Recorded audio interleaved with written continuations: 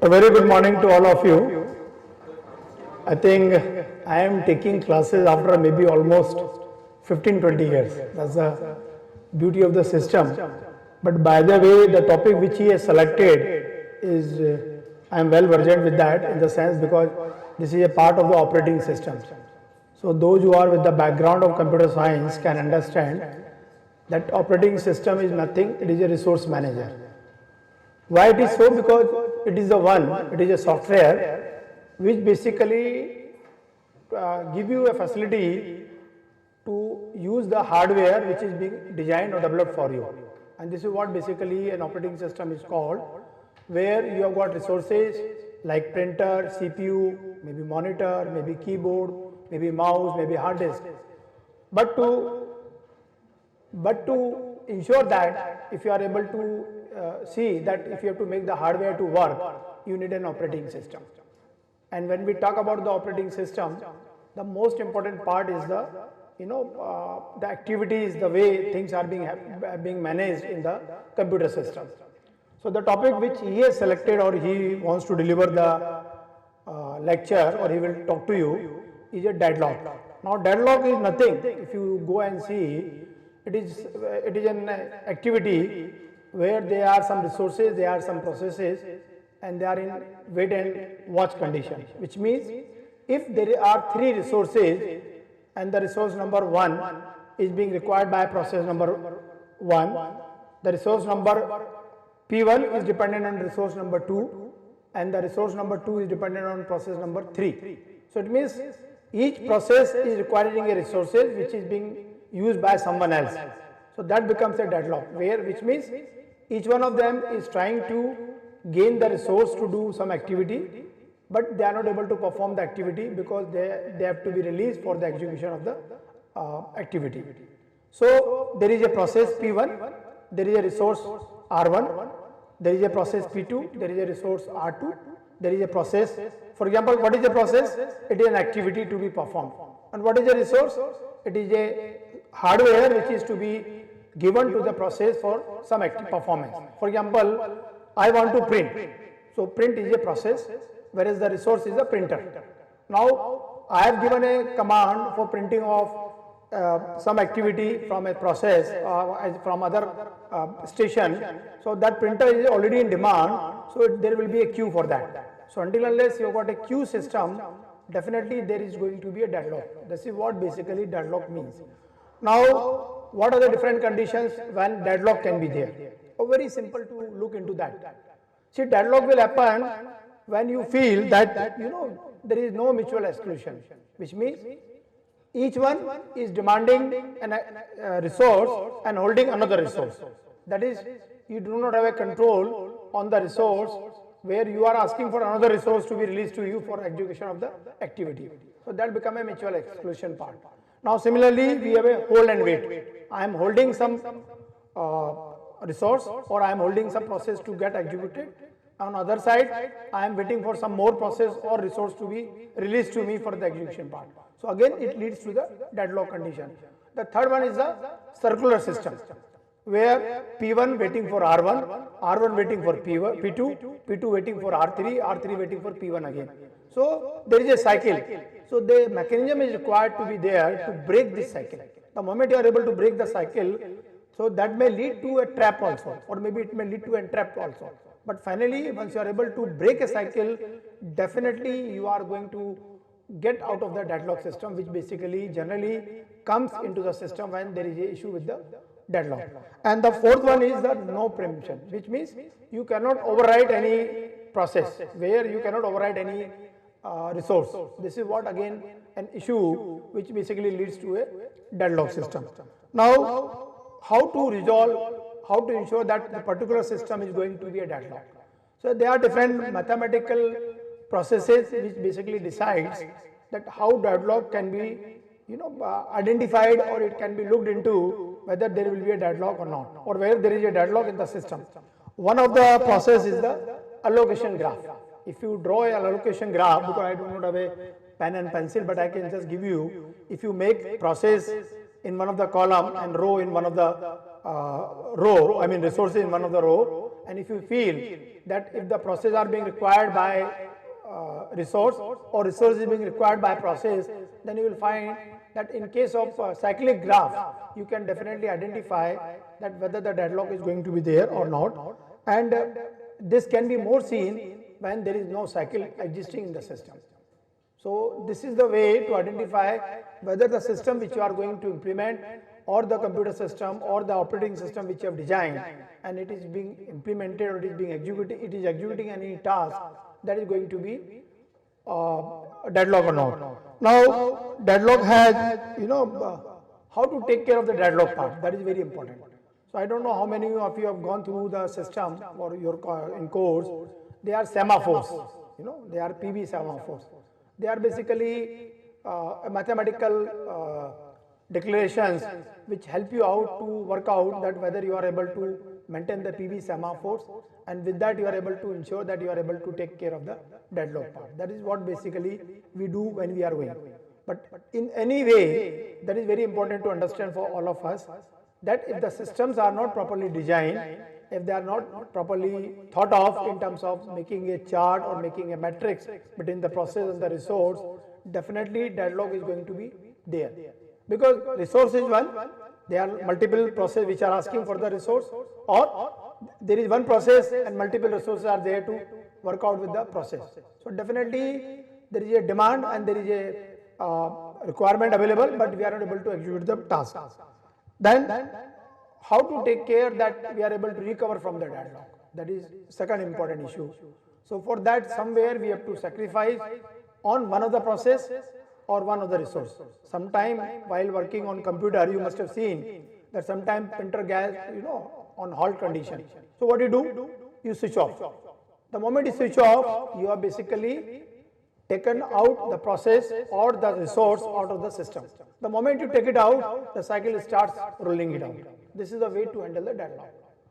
These deadlocks are very frequently existing in a distributed system. When I am saying a distributed system, there are two types of systems or other three types of systems when we work in a computer system or even in our day-to-day life also. One is the centralized system where everything is being monitored, managed by a single person, or other way by a single CPU or by one computer. Another is a distributed system where each computer is allocated for one activity. One is for, let's say, printing purpose, one is for processing purpose, let's say one for some other activity, and each computer basically works dedicated to the task given to them. This is what we talk now in terms of the server system which we say now. So when we are talking about this system, we find that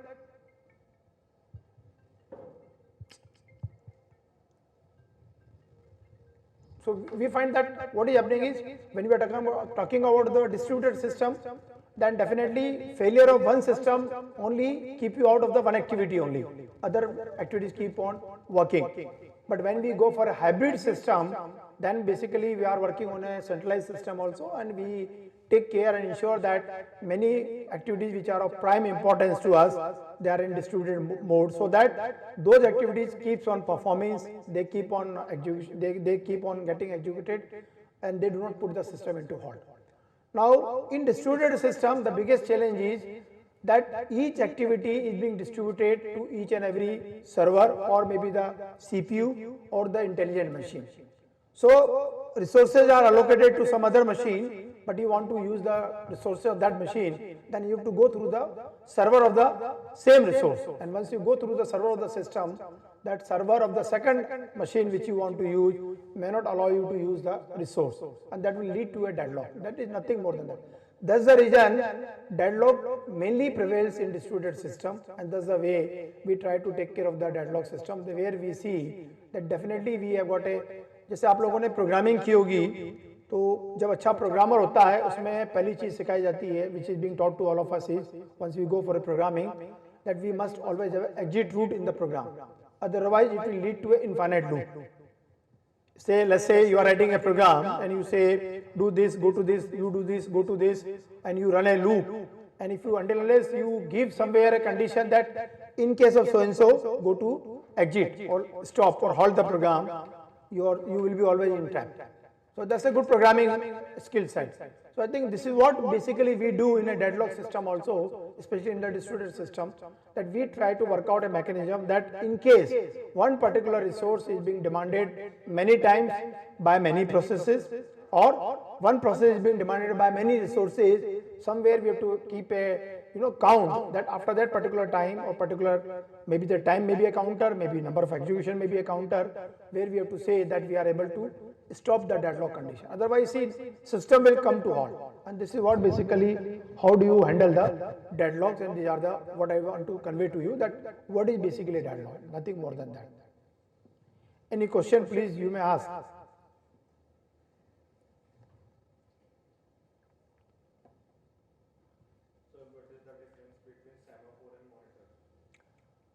Semaphores are basically variables which are being defined, and they basically take care of, they are like a counters where basically you try to see the activity of the system, where you ensure that once you have a P semaphore or a V semaphore, you are able to basically come out of the deadlock part.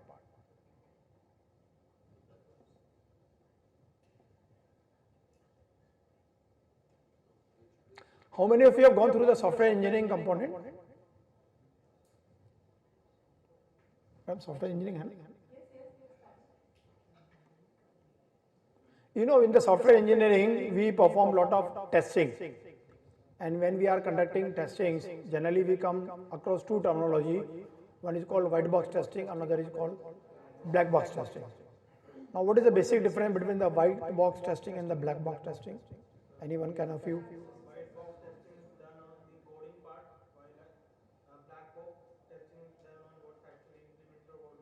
No, both are done on coding part.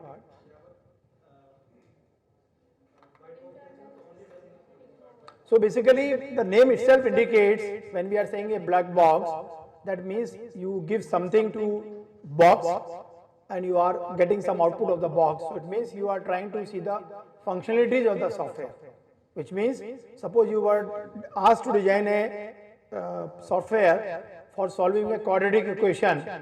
So your basic aim is to ensure that you have given some variables A, B, C, and you are able to get the roots from the program which you have developed. So that is a black box testing. Now another is the white box testing. And when we are saying a white box testing, which means you are able to see transparently how things are happening, how execution is happening, whether when you have defined A is equal to B plus C, whether the variable A is getting the value of B and C or not. So you try to analyze, and the basic purpose of white box testing is to optimize the software, to optimize the code, because sometimes when you are designing a software, when you are writing a code for some solution, you basically have something in your mind, but once you see yourself that few of the variables which you have defined are of no value to you, then what you do, you try to eliminate them and you try to optimize the code. And that is basically white box testing. Now both are complement and supplement to each other. If you want to become a good software engineer, if you want to become a good software designer, you need to have a knowledge of both the things. Okay. How do you go for a costing of a software? What are the methods for? What are the different models you use for development of a software? Waterfall 1. Okay. Spiral. Okay. Now, which model is being used mainly for development of a market software like Windows? Which model is preferred and why?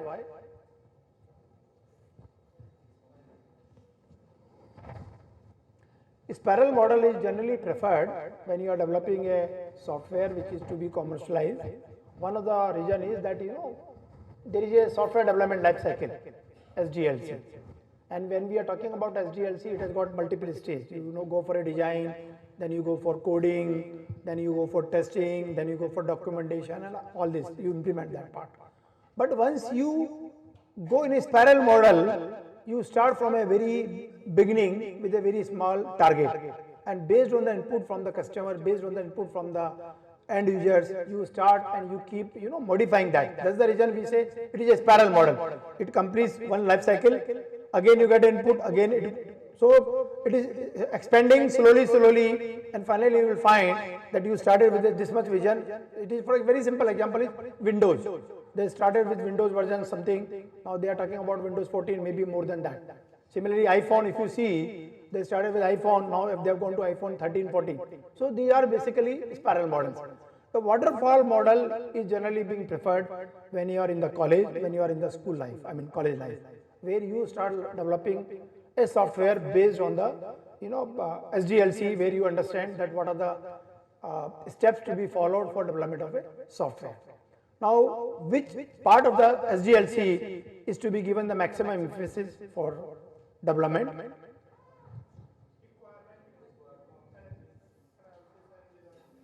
Any idea on percentage, how much percentage time you should give on?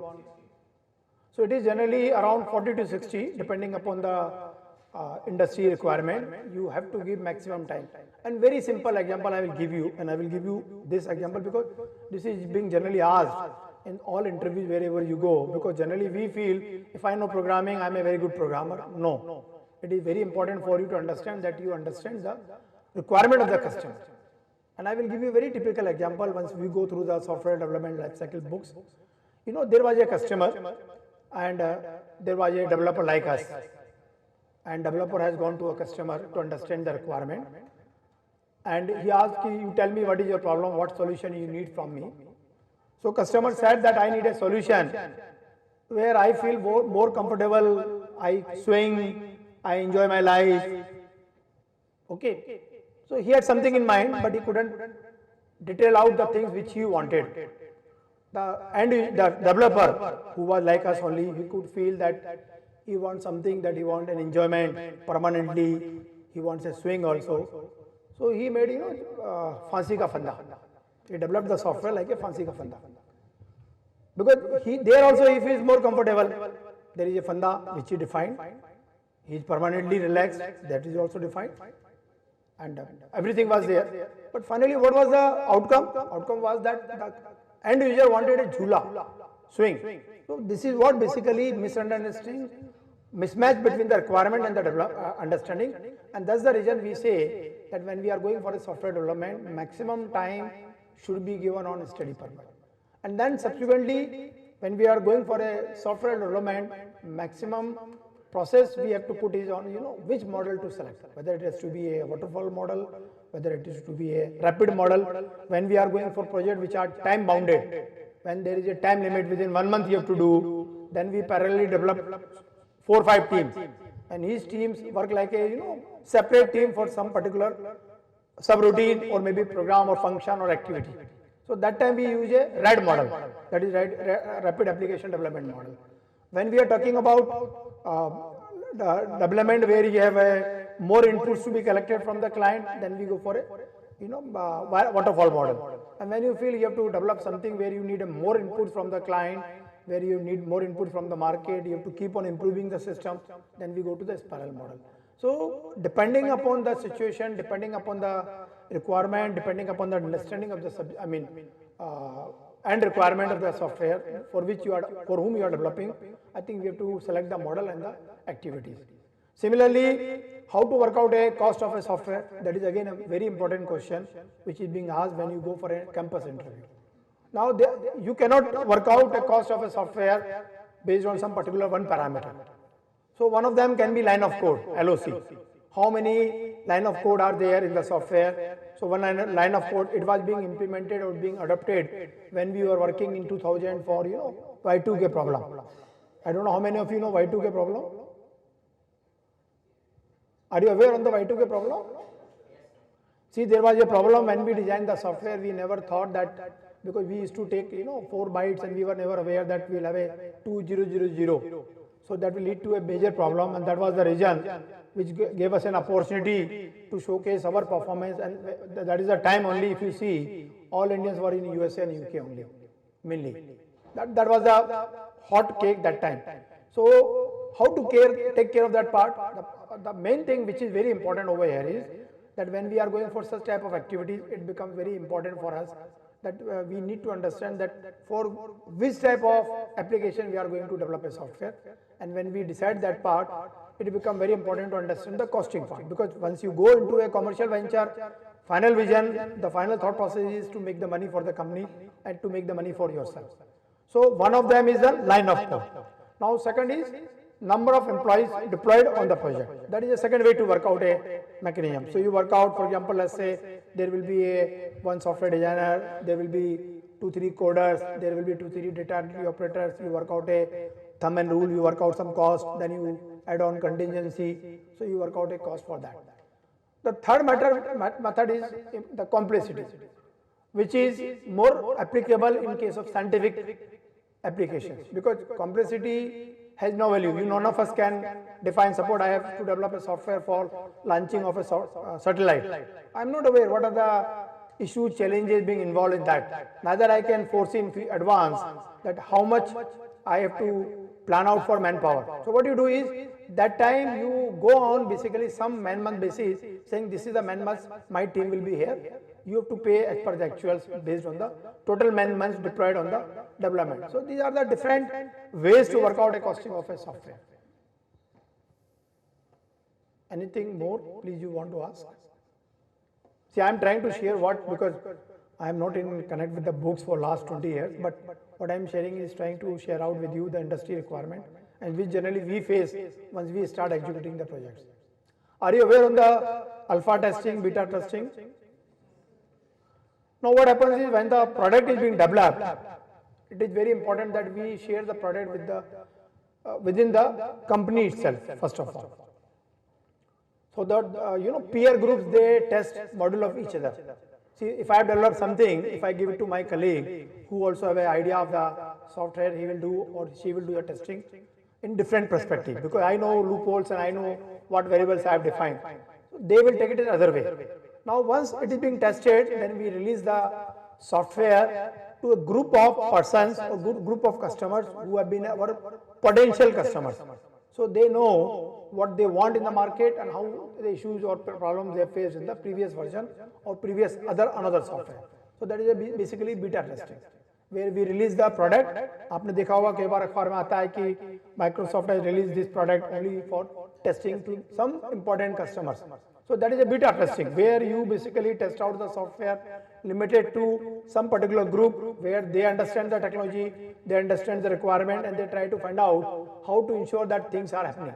Now the third basically, which goes to the bigger group of the customers, where some are very new to the subject, because the best testing is the where you put the software for testing to someone who doesn't have understanding, because intelligent persons will never test the software.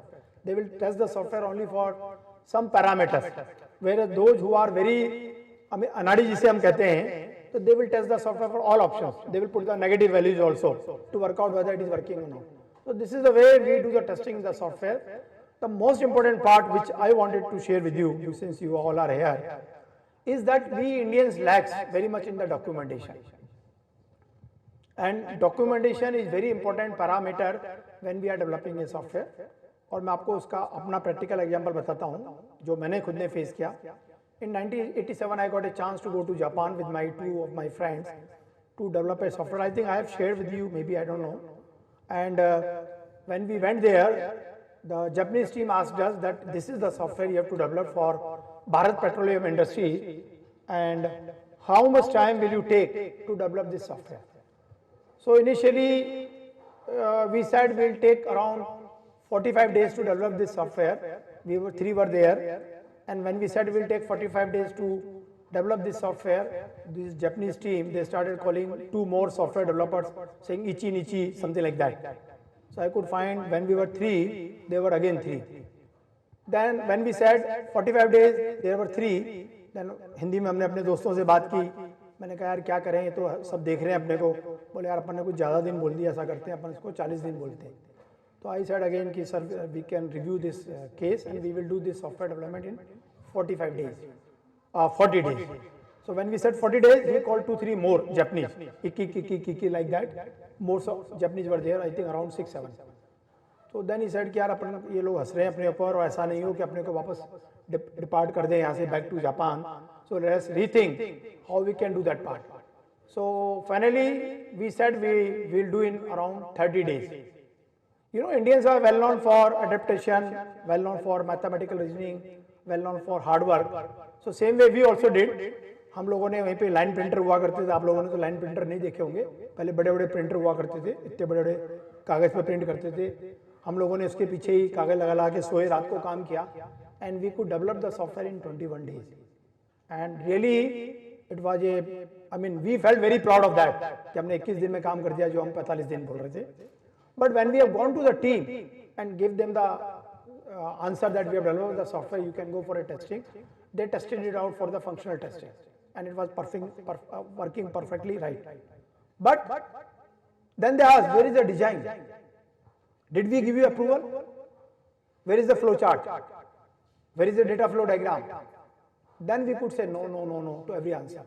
Then said no, whatever software you have developed is not the right way to develop a software.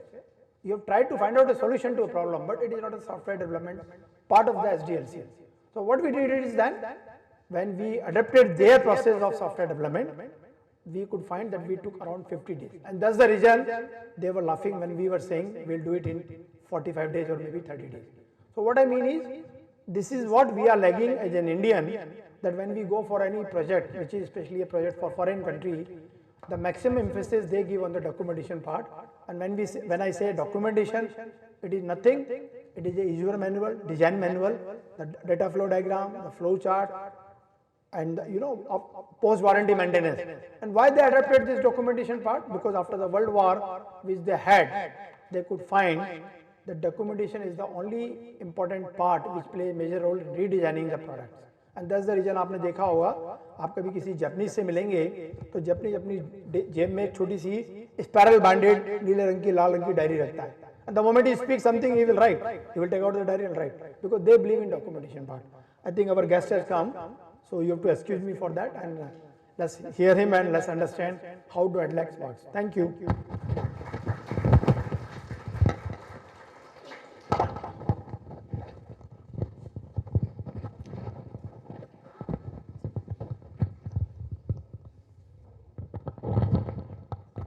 A huge round of applause for our own DG sir.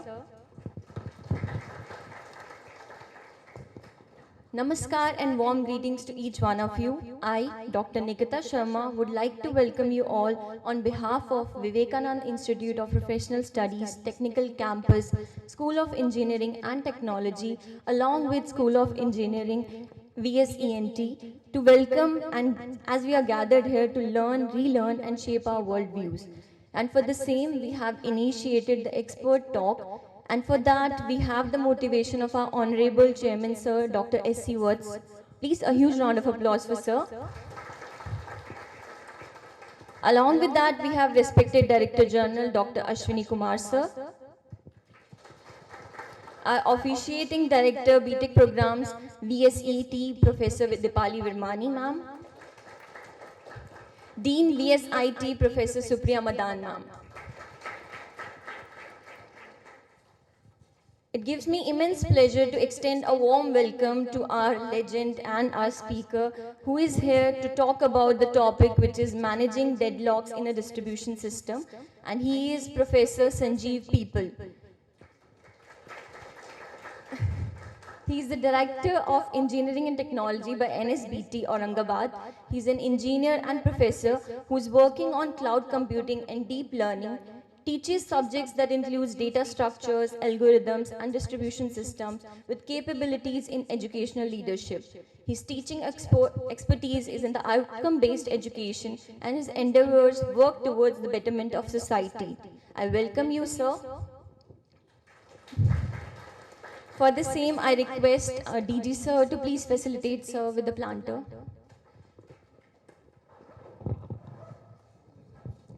Chairman sir, I request you the same.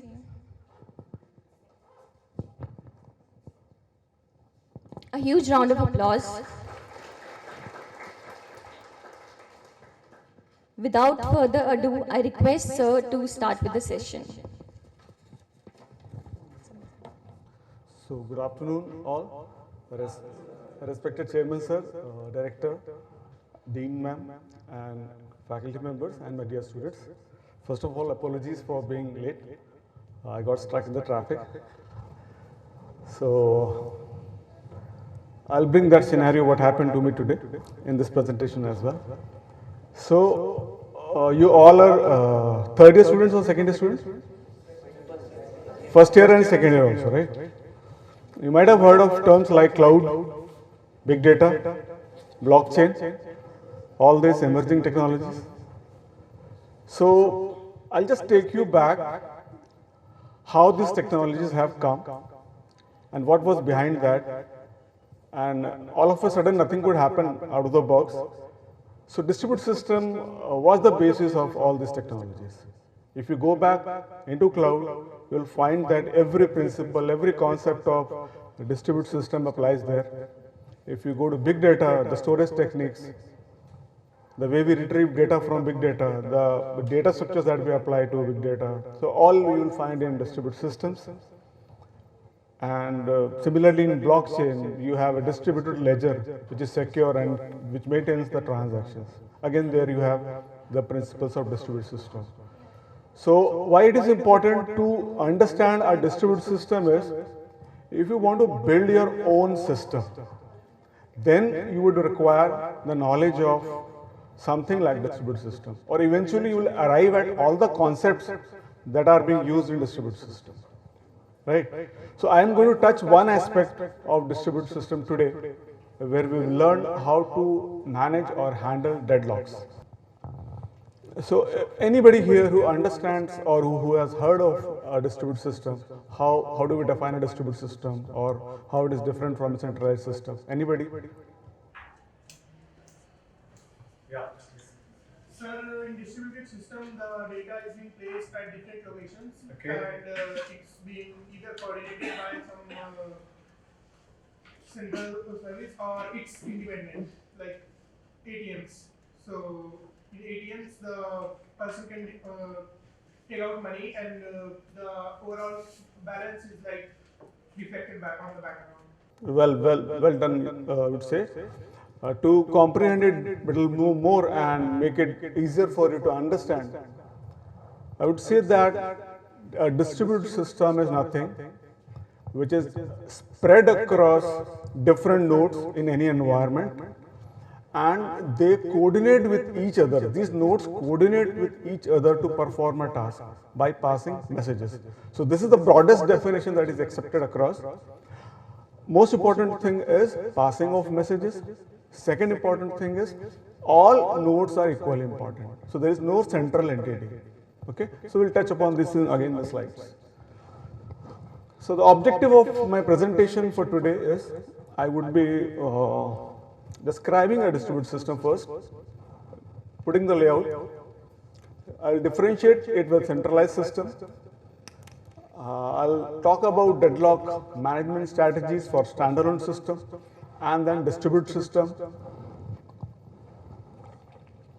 I will talk about centralized approach for detecting deadlocks. Then I'll talk about distributed approach for detecting deadlocks. First, let us understand through various definitions of distributed system that various researchers have given.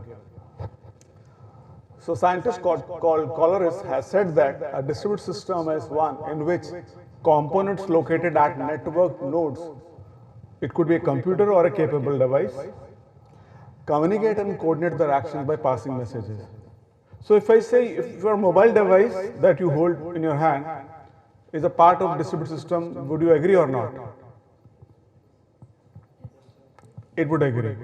But if I remove all the apps from there, okay, so there is no task being performed in a collaborative manner, then it will just become a standalone machine.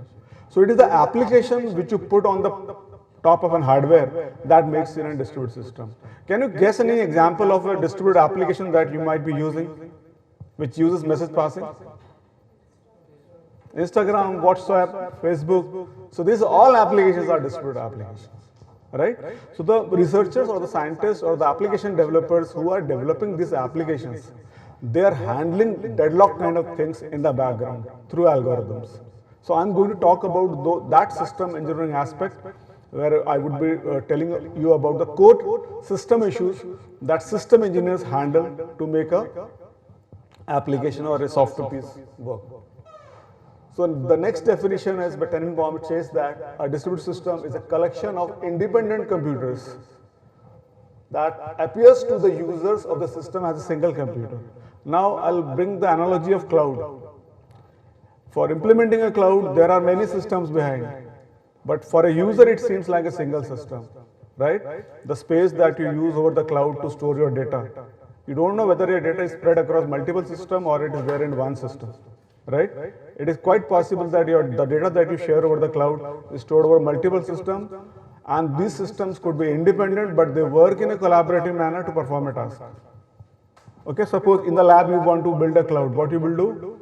And suppose say I need a user need a simulation of a 10 terabyte storage space, and within one computer you have only 1 terabyte.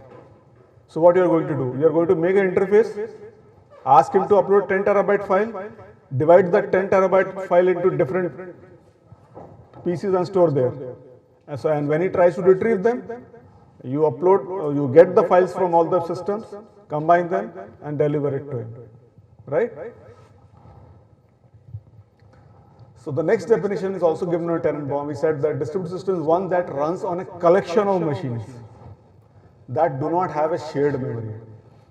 So a very important point I'd like to bring here is when he says these systems does not have a shared memory. So when a processor or a node wants to communicate to another processor or a node, so there are only two possible ways.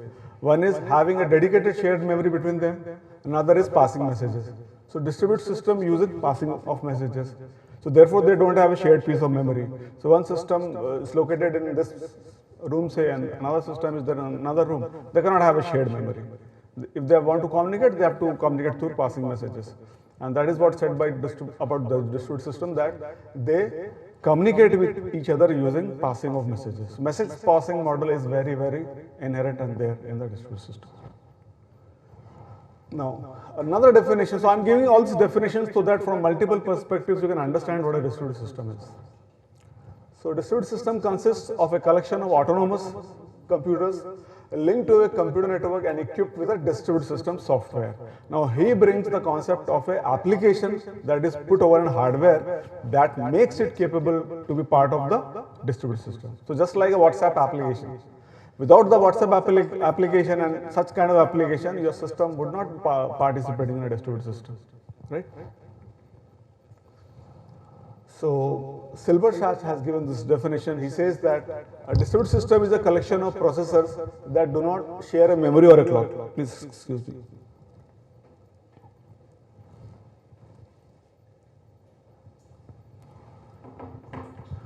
Now, because the systems are separate, so they cannot have the same physical clock. So there is a need of a clock synchronization mechanism. So do you know how your clocks of the mobile get synchronized? Anybody? You might be knowing. When the mobiles came initially, were their clocks synchronized? When did the clock synchronization started happening automatically? Or how did it started happening? Pardon? So now you will find that in every mobile there is a specific server mentioned where your mobile can connect to and get the updated time. Earlier it was not like that. Okay. So now these servers are connected together in a distributed manner. So whatever time is, it is shared by all these servers in a synchronous way, and we get updates from this time server. So clock synchronization problem is almost, physical clock synchronization problem is almost solved now. So earlier it was a major problem. So if you have, in the mid-time, if you have any questions, you can ask me, right? Again, one definition. It says that distributed system is a term used to define a wide range of computer systems from a weakly coupled system. So any system that is using message passing is a weakly coupled system. And any system that is using a physical shared memory is a tightly coupled system. All parallel processing systems are tightly coupled systems, right? So Lamport is a very prominent scientist in the field of distributed systems, and he has given the concept of clock synchronization, physical clock synchronization, logical clock synchronization. So the way he defines distributed system, a distributed system is one on which I cannot get any work done because some machine I have never heard of has crashed. So when Gmail is not working sometimes for a minute or two, You don't know which machine has crashed. So you are not aware of all those things, right? So this is also one aspect of distributed system where you build a system so that the users are not aware of the location of the resources. A user is able to move anywhere to access those resources. The naming of resources, the location of the resources, all are in a transparent way. Okay. So nothing is distributed. The conclusion or the takeaway from all this definition is nothing is distributed system without a distributed application. So we need a distributed application, and we developers have to build those distributed applications. And a distributed application must use a message passing model. So these are the two stringent conditions that has to be followed for implementing a distributed system.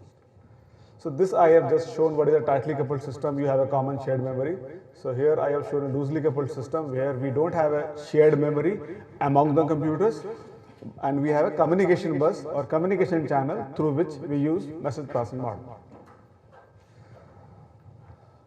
So what were the drawbacks of centralized system, or how we will decide whether we will go for implementing a centralized system or a distributed system? Or the question could be whether distributed system in every case is a better option, or centralized system can be better in any particular case. So the answer again is depends. Depends upon the performance requirements that you want, depends upon the tolerance of the failure model of you or of your requirements. So centralized system typically has what it couldn't guarantee was reliability, because if the central machine failed, everything would collapse. It couldn't guarantee scalability. Scalability is if you increase the number of users of the load, it won't be able to manage, and then performance would be issue due to scalability. So these were the three drawbacks of a centralized system. So that made us go for a distributed system. So example of the distributed system is you can say any communication network topped up with a distributed application. So internet, intranet. So these are typical examples of a distributed system. So the motivations why we build distributed system is, first motivation is resource sharing. We wanted users to share the resource. Second reason was enhanced performance. Third reason was improved reliability. Fourth reason was modular scalability. So my topic would be majorly focusing on the performance thing. Okay, so I'll drill more into that. So the first problem that any distributed application faces is how to handle concurrency. Concurrency is multiple users trying to access the same resource at the same time, right? So suppose this is a path, this is a one-way path. It can be used only by one person at one time. So if I go from here and somebody from there comes in, and I'm not moving, he's not moving, so we get in deadlock. Correct? And processes are blind. They don't know whether a senior is coming or a junior is coming. So they will try to compete for the same resource, and hence both would be in the waiting state. So I'll elaborate more on this. And second problem was absence of global clock, because there is no global clock implementation or absolute implementation over the distributed system. It is difficult to find out who started first on this road. Okay? And third reason is independent failures. To handle failures, to provide reliability, we build distributed systems. So the challenges in building a distributed system, because a distributed system needs to manage heterogeneity. Heterogeneity is the differences in various network, the differences in the computer hardware configurations. So difference in the users using different operating systems, a difference in the programming language implementation of the same thing, and difference in implementation of the development by the different developers. So similarly, we had many challenges. I'll not go much into this due to the time constraint. So we had openness, we had security issues, we had scalability issues, we had failure handling issues, how to detect failure, how to mask failure, how to tolerate failure, and how to recover from that failure. And concurrency and handling transparency. So transparency, these are all the desired features of any distributed system. I will not go much into detail, but the summary of this is users should be very freely or seamlessly able to access those resources, right? The way actually you are accessing anything over the cloud today. So coming to deadlock straightway. So deadlock is a situation where a process or a set of process is blocked on an event that is never going to happen. Okay? So first I'd like to make clear why deadlock happens. Anybody can give me the answer? Suppose this is a pathway, right? Why deadlock will happen here?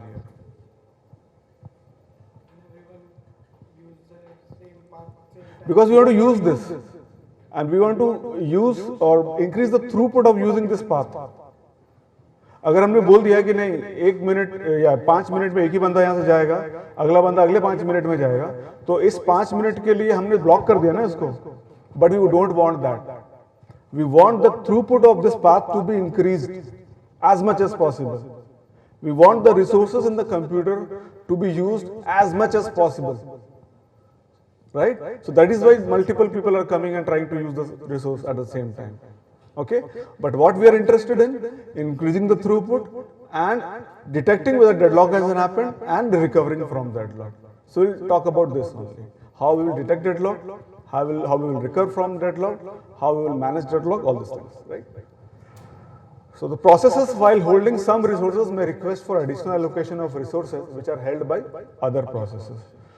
So to explain this, I would say that suppose I need a work to be done and I need 2 people for this. Suppose this is one resource which I need and this is another resource which I need, right? And right now I have access to only this resource because this resource is being used by somebody else. Okay? Somebody else has blocked him and somebody else is requesting some other resource and says that some other resource is him. And the same can happen that he is also blocked, he has been occupied by somebody else and he is waiting for some resource which I am holding. So there is a cyclic wait among us. So we all are waiting for something which is never going to happen. So this kind of situation can happen in deadlock. Got the point? So this is deadlock. So processes are in circular wait for the resources. So now can you tell me as a system developer, what would be your approach to detect deadlock? I just want you to approach it. क्या दिमाग में आता है कि if you are the system developer, what logical approach you would follow to detect a deadlock? Sir, if a process is halted for X amount of time, then it can happen that the process is in a deadlock. Very correct. In a way, you say when a process gets into waiting state for a particular period of time, you can initiate deadlock detection. But you have to verify that deadlock has actually happened, or it may be that process is waiting for a user input and user has not given the input, right? So how do we take it further from here? He has said it very correctly that after a particular wait period, you can initiate deadlock detection, a process which finds out whether deadlock has happened or not, right? So how do we go further? You can actually build it. That's why I'm asking. Very classical scientists have done it earlier. So I just want the newcomers or the new generation to do it once again. So one point is correct. If a process gets stuck, it is in the waiting stage for a long time. From that would be the point where you start detecting the deadlocks. So how you will detect? Anything that comes to your mind, nobody is here to judge you. Just try.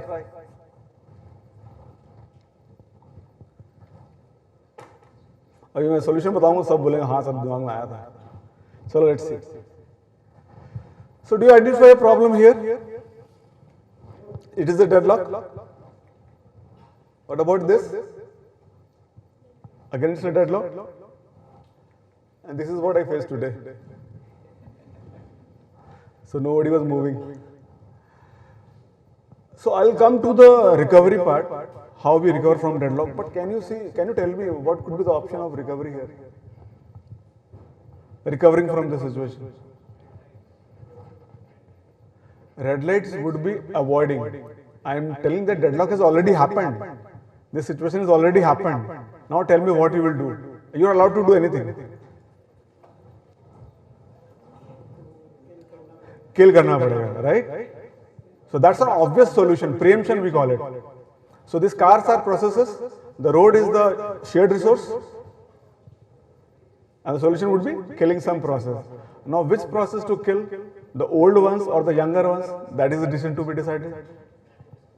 So what would be your choice? The younger processes or the older processes?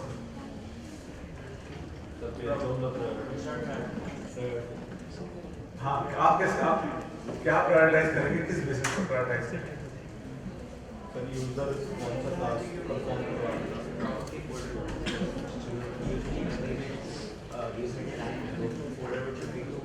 तो मैं आपको reasons बताता हूँ, choice आप लीजिएगा। अगर मेरा assumption ये है कि older one might have blocked many resources, इसको फ्री करता हूँ तो हो सकता है कि ज्यादा से ज्यादा प्रोसेस एग्जीक्यूट हो जाए। ठीक है, this could be one reason. अगर भारी डेडलॉक है तो ओल्डर वन को हम प्रेम्प्ट कर सकते हैं। अनदर वुड बी कि जो यंगर वन है उसको कर देते हैं, उससे ज्यादा रिसोर्सेज ब्लॉक नहीं किए होंगे। सो अगर लाइटली लोडेड डेडलॉक कंडीशन है तो यंगर वन को प्रेम्प्ट कर दो, अगर हेवीली लोडेड डेडलॉक कंडीशन है तो ओल्डर वन को प्रेम्प्ट कर दो। So that could be one way of thinking, but actual decision is made empirically और बाय द डिजाइनर्स। ठीक है, so why deadlock happens? Let us understand through these 4 points. So we want concurrency and high throughput. So we are greedy for that.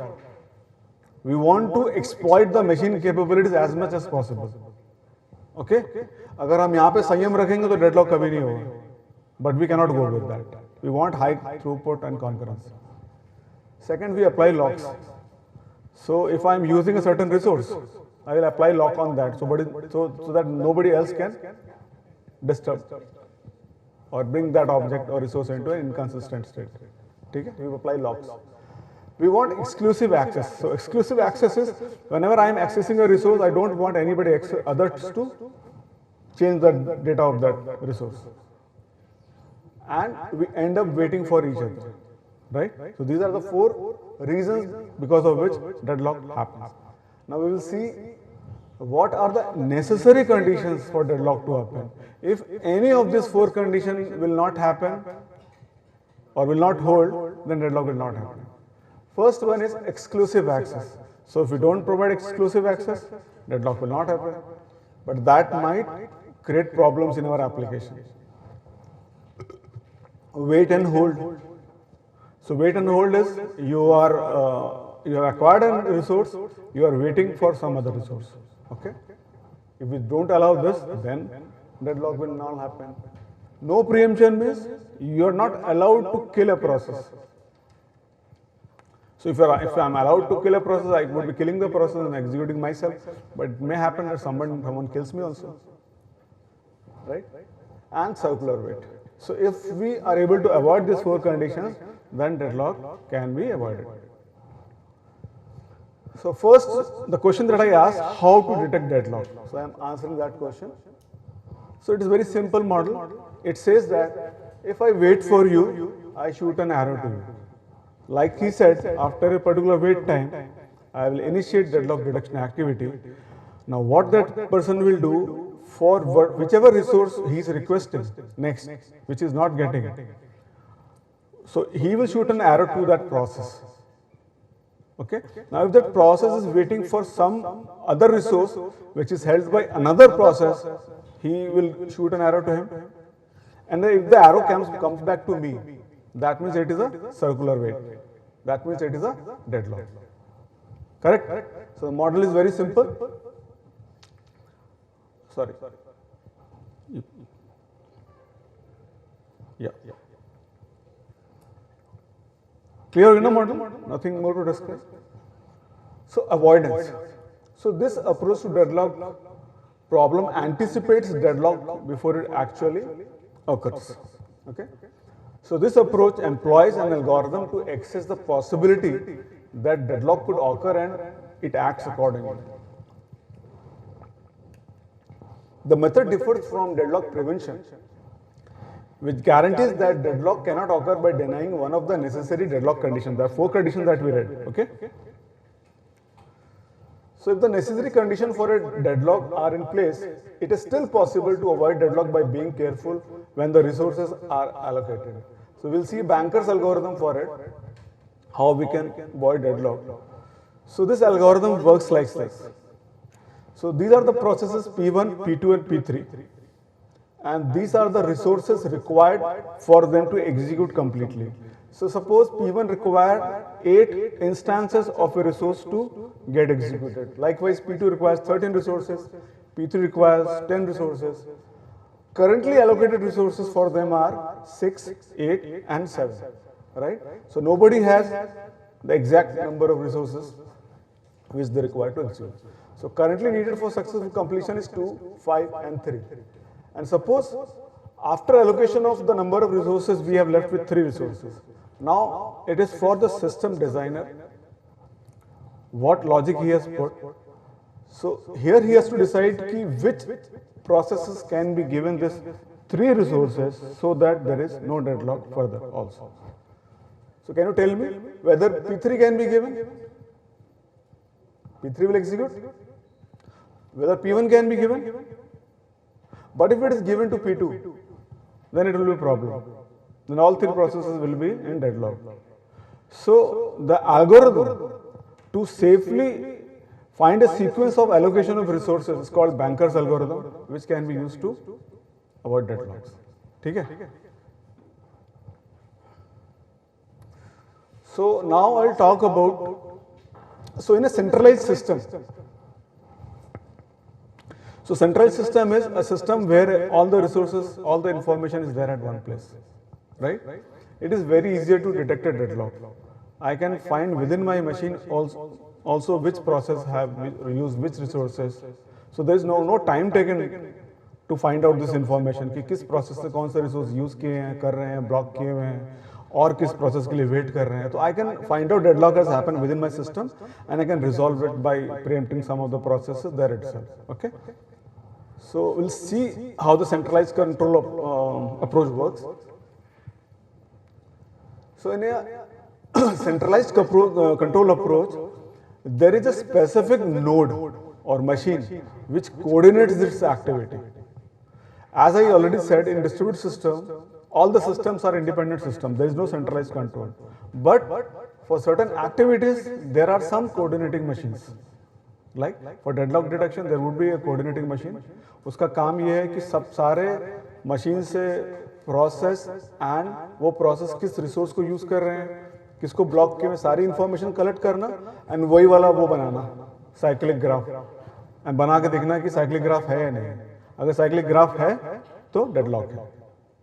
But एक problem इस approach में हो सकती है. Can you guess what? Imagine that you are dealing with 1000 systems. Imagine that you are using 1000 systems and you are collecting information from everybody to build this weight for a graph. क्या problem हो सकती है इसमें?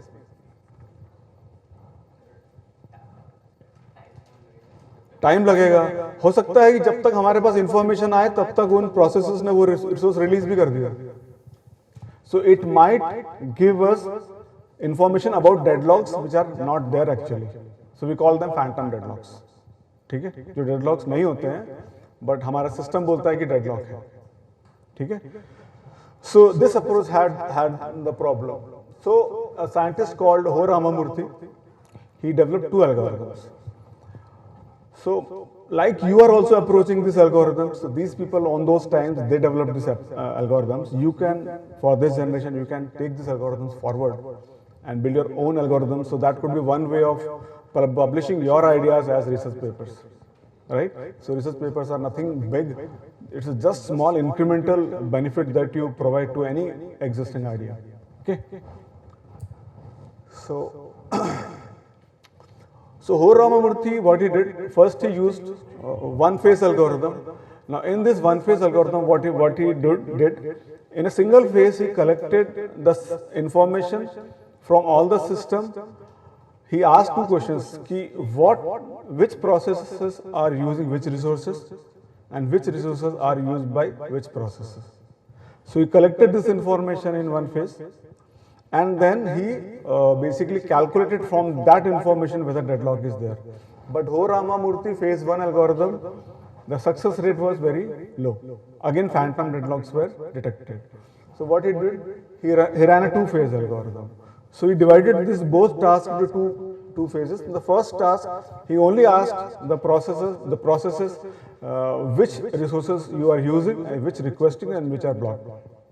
And the second phase, he asked the same question, which resources by blocked by your processes. So that way, empirically, Ho Ramamurthy phase 2 algorithm provided better results. But I will talk about more better results. So these were two centralized approaches. Again, Ho Ramamurthy algorithm was a centralized approach.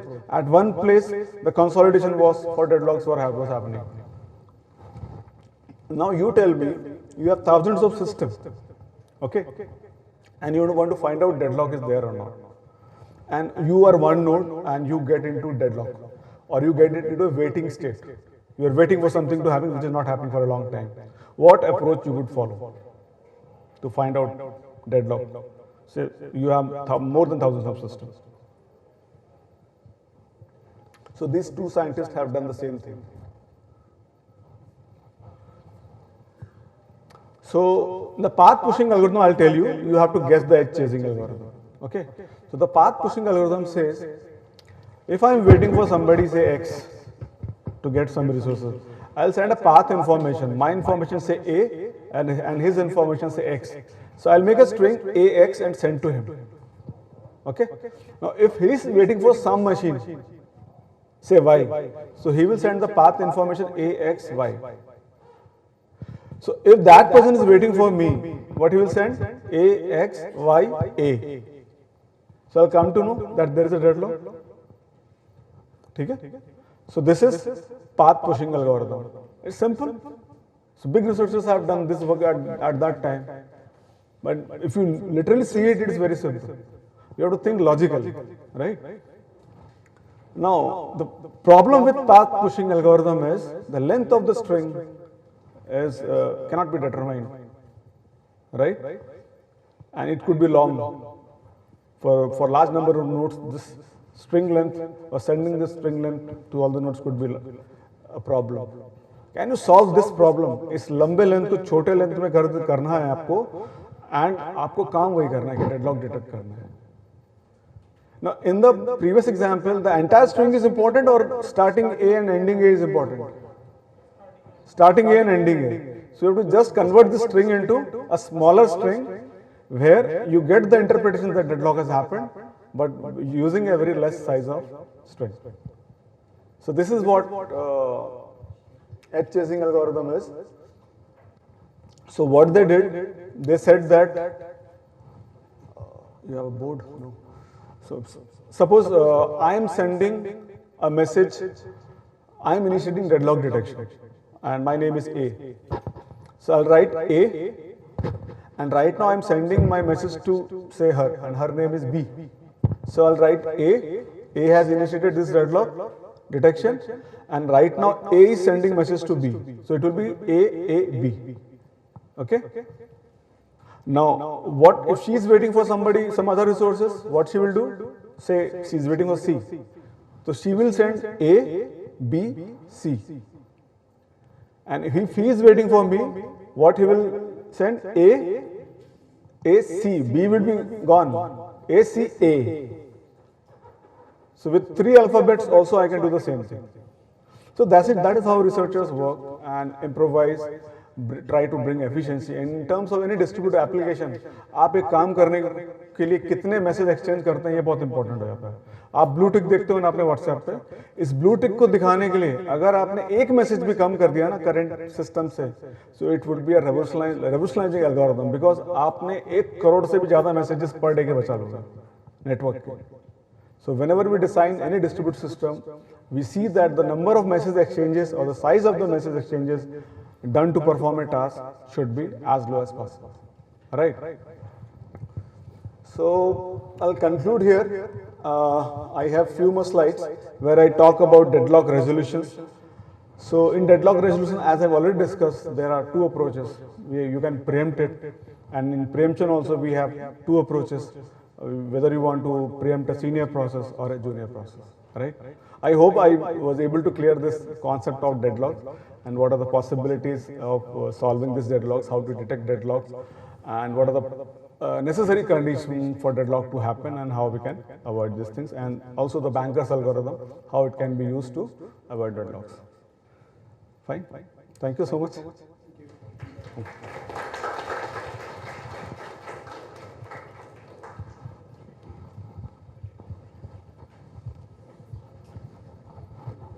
Any queries you can ask me?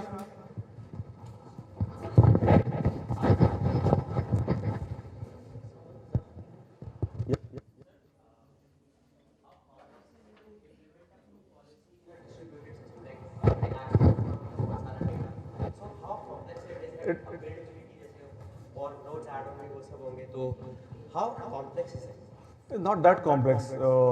I would say maximum systems they use matrix method. So they make a matrix of policy related things like for which all resources, which all users are privileged to what level, and using that matrix only most of the systems works as of now. Yeah, thank you.